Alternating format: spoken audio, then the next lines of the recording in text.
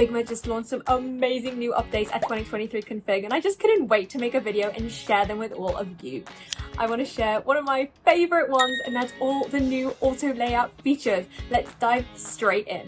First thing is they launched new min and max width and height. Let's have a look at that. So in this card, for example, it is an auto layout and everything is kind of set to fill container, which means that as I make it wider or as I make it longer, it will kind of grow with me. But now, we're just going to command Z to bring it back.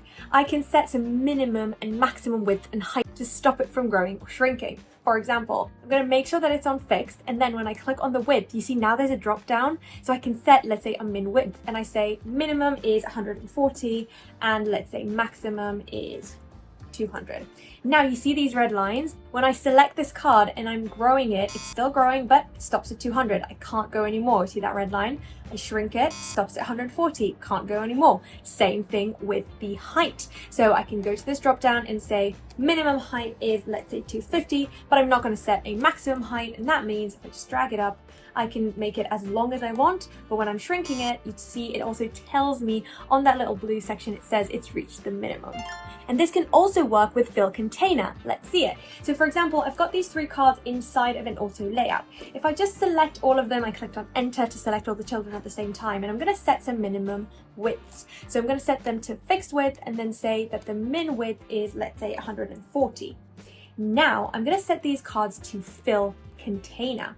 If I select this big card and I'm just going to move them, you see they can grow and become bigger if they want to, but then when I shrink them back, they're going to shrink until they reach 140 because that is what I set, and now they can't shrink anymore. So you see it still works with the auto resizing. We don't have to set everything, doesn't have to be fixed. We set the min and max on fixed, but then we can still use fill to have it kind of dynamically move but stop where you want it to. And we could do the same thing if I select all of them. I also want to set a max width. So let's say my max width is 250. So now when I make it grow, you see they are growing, but they have stopped. Yeah, so you see that red line, they've hit their maximum. The container auto layout still growing, but they've stayed in place. Amazing. Next, we're going to look at how the card resizes to fit its content, because now we can set which direction it grows from. Let's have a look. So let's say we have this card over here and I've got some text down here, and it's not a very long piece of text, but let's say I'm going to make it longer, okay? So right now, if I'm going to double click, I'm going to copy this and then just duplicate it a few times. So my card grows down, and we're used to this, right? My card is set to hug, so we know that if the text grows, it's going to grow accordingly. But I'm going to just paste it once so it's a shorter piece of text. What if I wanted the cards to grow upwards rather than downwards? Now I can set that using constraints. So if I select my big card, as we know, the kind of default constraints will be left and top. But what if I set it to bottom instead of top? Now when I go into this text box and then I'm going to paste it in again and again, and again, it grows to the top, okay? This might seem really small, but sometimes this is kind of the one thing that's messing up the system, and now it's fixed. Next, and this is obviously the best one, we now have a new layout in our auto layouts, and that is a wrapper. Pause for applause. Yeah! I know. Let's have a look at this auto layout over here. We have some buttons inside of it, and they are set to the horizontal layout. We can see we've got this new arrow. So right now, if I make my auto layout kind of smaller, we all know nothing's going to really happen. I'm going to command Z. But if I choose this new layout and I choose wrap, what's going to happen is, I'm so excited.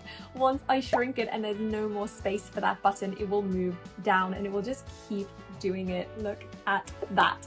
And it will do it the other way around. The second it has space for it, it kind of jumps to the top, like wrapping in any other text tool that we are aware of, or on the web, or anything like that.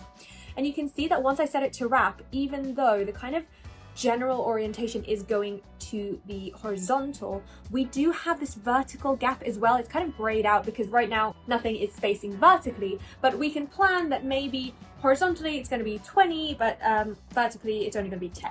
So when I do shrink it down, you can see that that spacing is 10 and this spacing is 20. So we don't have to have the same spacing for the horizontal and the vertical. Those were my quick updates about the new auto layout. I'm so excited. Literally during config, when they were showing variables, I noticed that little wraparound arrow and I was just like, oh my god, oh my god, oh my god, oh my god, oh my god, guys,